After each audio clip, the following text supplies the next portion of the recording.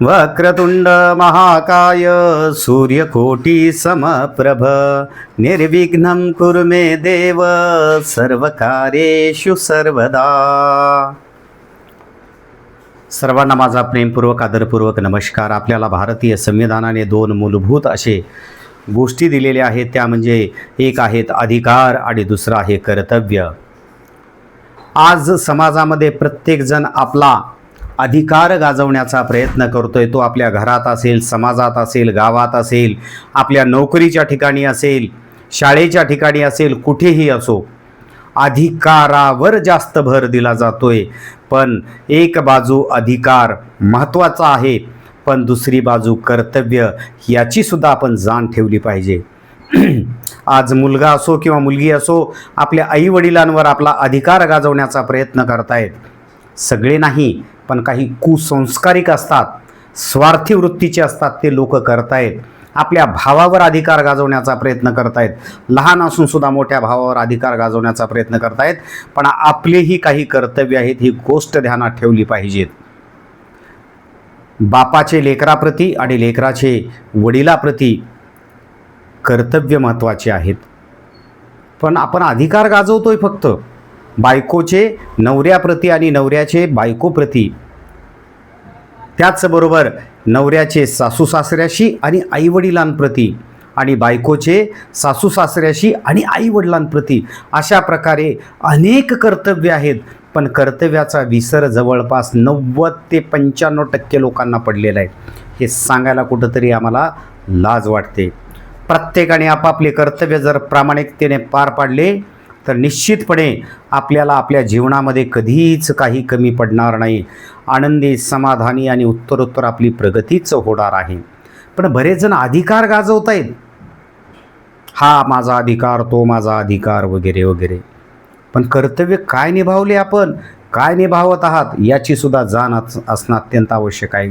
मोठमोठे शासकीय अधिकारीसुद्धा, शासकीय कर्मचारीसुद्धा काय करतायत, अधिकार गाजवतायत. अरे तुमचे कर्तव्य काय आहेत याची पण जाण ठेवा ना. समाजाप्रती, लोकांप्रती याची सुद्धा जाण त्यांना असणं अत्यंत आवश्यक आहे.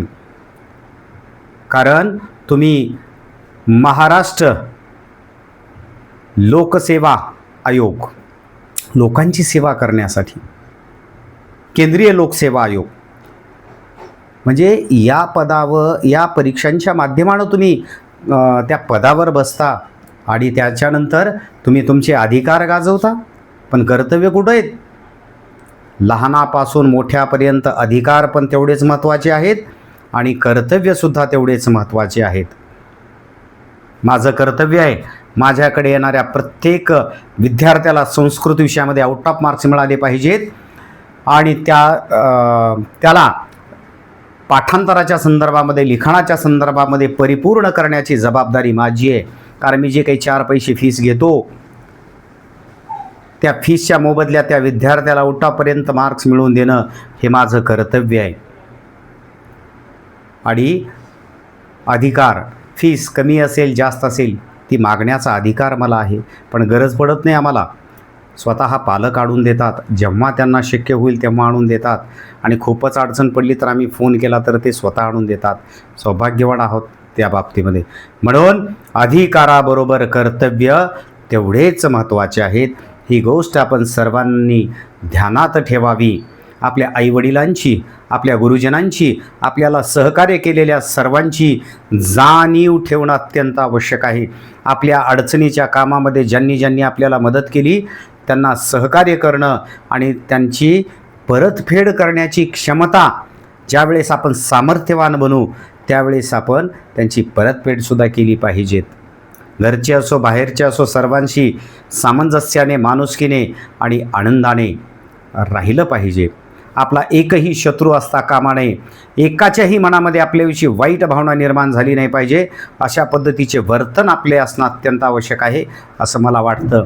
आम्ही प्रामाणिक प्रयत्न करतोय, पण काही लोकांच्या मनामध्ये आमच्याविषयी, डोक्यामध्ये त्यांच्या आमच्याविषयी गैरसमज निर्माण झालेले असतील तर तो त्यांच्या बुद्धीचा कमीपणा आहे असं आम्हाला वाटतंय. तरीसुद्धा काही हरकत नाही, आपण आपले कर्तव्य प्रामाणिकपणे पार पाडायचे. निश्चितपणे आपला विजय हा होणारच आहे. सत्यमेव जयते हे ब्रीद वाक्य लक्षात ठेवायचं आहे. कारण सध्या भ्रष्टाचारामुळं पूर्ण समाज पोखरला गेलेला आहे. हे फक्त शासकीय पदावर बसलेल्या अधिकारी आणि कर्मचाऱ्यांच्या अकार्यक्षमतेमुळं घडतंय या मताचा मी आहे. आणि ही जनता स्वतः मालक असून सुद्धा हे एक नोकरासारखं वागते आहे, जी की चुकीचं आहे. जाब विचारला पाहिजे ह्या लोकांना. त्यांना त्यांच्या कर्तव्याची वेळोवेळी जाणीव करून दिली पाहिजे. आणि त्याचबरोबर भ्रष्टाचार हा थांबला पाहिजे. याही विषयी आपण नेक्स्ट व्हिडिओमध्ये पण बोलणार आहोत सविस्तर. आणि मनाने आणि ज्ञानाने आणि धनाने आपण संपन्न होणं आवश्यक आहे. पण तो मार्ग हा सुमार्ग असणं अत्यंत आवश्यक आहे. तरच आपण जे काही 4 पैसे कमवू ते आपल्या पचनी पडणार आहेत. ही गोष्ट ध्यानात ठेवावी. एवढे बोलून मी थांबतो. जय हिंद, जय महाराष्ट्र, जय भारत.